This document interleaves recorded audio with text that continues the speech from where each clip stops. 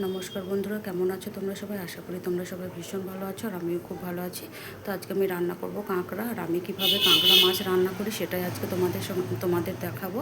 তো তোমরা দেখতে থাকো আমি কিভাবে রান্না করি কাঁকড়া মাছ। আর যদি আমার ভিডিওটা ভালো লেগে থাকে অবশ্যই আমার সঙ্গে থেকো। দেখো আমি কড়াই চাপিয়ে দিয়েছি, আর কড়াই গরম হয়ে গেছে। এবার কড়াইয়ে দিয়ে দেবো আমি সর্ষের তেল। দেখো বন্ধুরা, তেল গরম হয়ে গেছে। এবার আমি নুন হলুদ মাখিয়ে রাখা কাঁকড়াগুলো দিয়ে দেবো।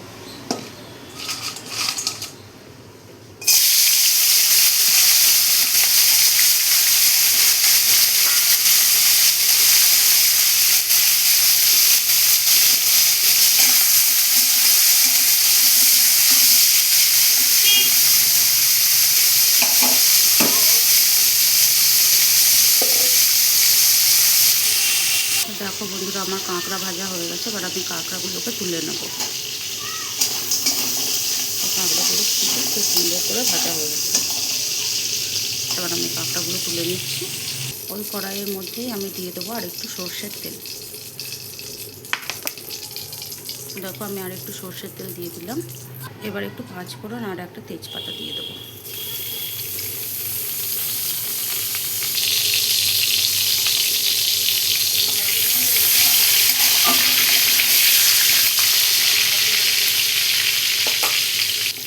এবার আমি দিয়ে দিচ্ছি কেটে রাখা আলু আর বেগুন।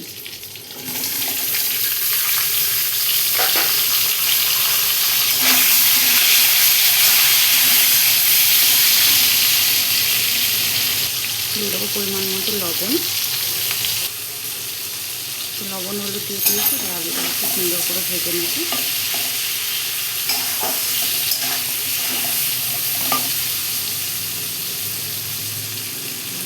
দেখো বন্ধুরা, আলু আর বেগুন ভাজা হয়ে গেছে। এবার আমি ওর মধ্যে এক এক করে মশলাগুলো সব দিয়ে দেবো।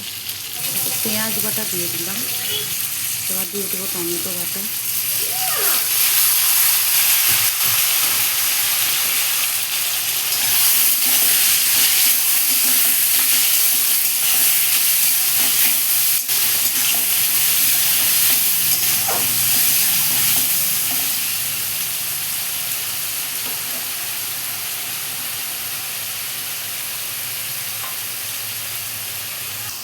এবার আমি দেবো জিরে বাটা, লঙ্কা গুঁড়ো, রসুন বাটা আর আদা বাটা। একসাথেই সব মশলাগুলো দিয়ে দেবো।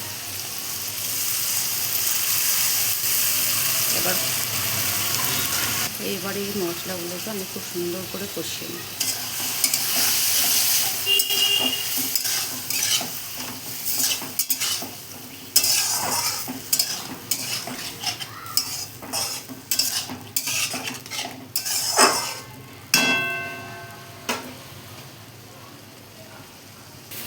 দেখো বন্ধুরা, আমার মশলা দিয়ে কিন্তু খুব সুন্দর করে কষানো হয়ে গেছে।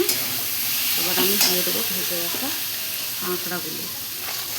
এই কাঁকড়াগুলো দিয়েও আমি আর একটু কষিয়ে নেব।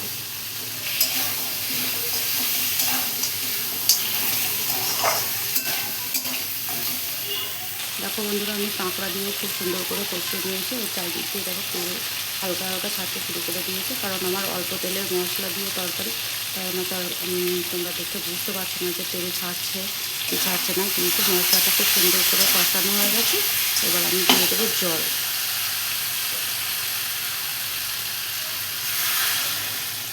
আমি অল্প পরিমাণে জল দেবো। আমি তরকারি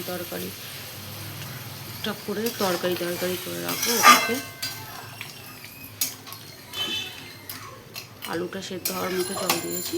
এটা গামাখা থাকবে।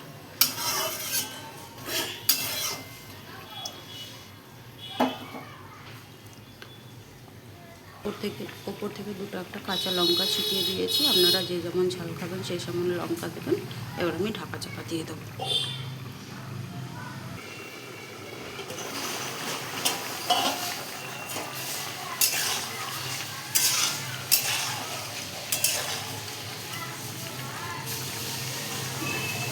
তো দেখো বন্ধুরা, আমার আলু একদম সিদ্ধ হয়ে গেছে। এবার আমি গরম মশলা দিয়ে নামিয়ে নেব।